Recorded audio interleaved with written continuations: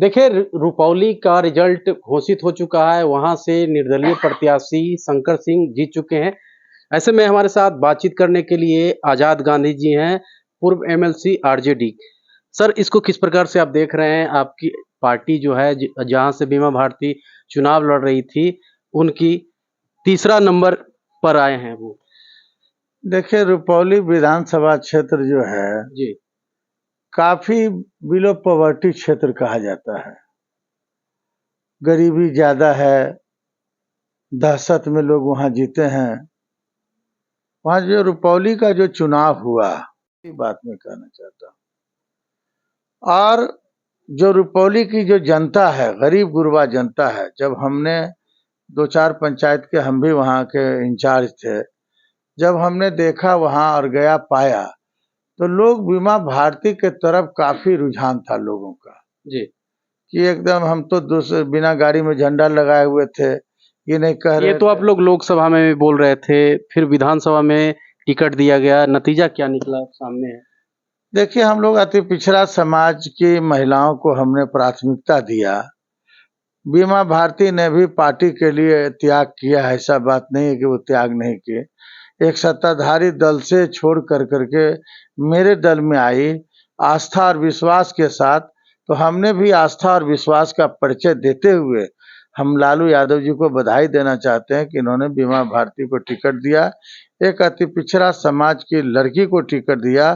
चुनाव हारना जीतना तो राजनीतिक परंपरा है, हार जीत होते रहती है, लेकिन जो बीमा भारती ने लड़ाई लड़ी एक महिला होकर करके, एक अति पिछड़ा महिला होकर के, वह काबिले तारीफ था।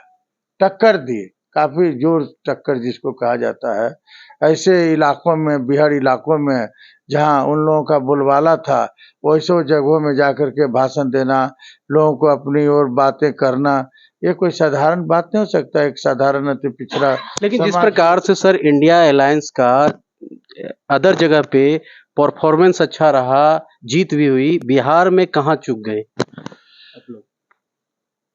देखिए, हम लोग कभी सोचे नहीं थे कि हम लोग रुपौली हारेंगे। लोग कह रहे हैं कि तेजस्वी के अभिमान ने डुबा दिया रुपौली को। देखिए, तेजस्वी यादव अभिमानी नहीं स्वाभिमानी है। अभिमानी और स्वाभिमानी में काफी अंतर होता है। वह स्वाभिमान की लड़ाई लड़ते हैं, गरीबों की लड़ाई, सामाजिक न्याय की लड़ाई। और तेजस्वी यादव आज तक कहीं झुका नहीं है, न लालू यादव झुका। अगर आज लालू यादव झुक जाते और तेजस्वी जी झुक जाते, तो समझिए कि लालू जी जेल नहीं जाते, आज नरेंद्र मोदी के कब्जे में रहते। लेकिन आपने देखा कहीं झुकते हुए क्या? तो ये स्वाभिमानी का काम है ना।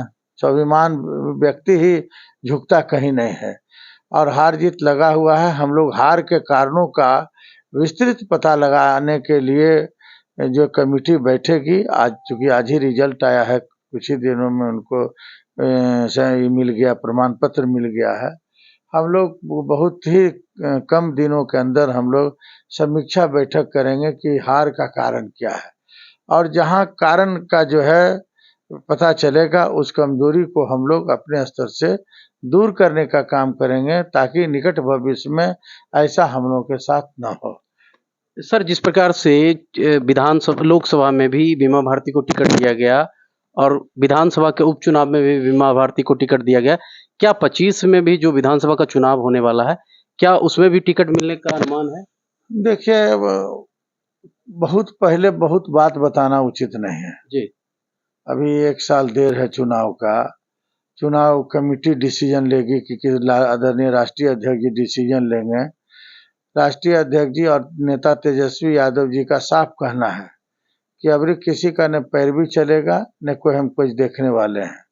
टिकट हम उसी व्यक्ति को देंगे, चाहे मैं हार जाऊं या जीत जाऊं, चाहे हम सरकार में रहें या न रहें, लेकिन हम उसी को देंगे जिसको लेकिन अपना। तेजस्वी यादव ने ये भी तो कहा है कि दल बदलू जो नेता हैं उनको टिकट नहीं दिया जाएगा, तो बीमा भारती भी तो दूसरे पार्टी से आई थी।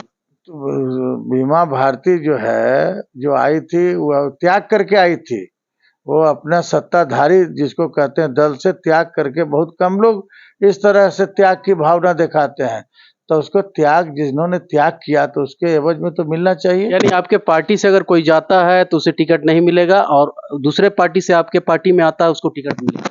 देखिए हम लोग और आपके जो कार्यकर्ता हैं जो तो झंडा हम लोग ढोते हैं उनका क्या हम लोगों ने कई कारणों से टिकट दिया।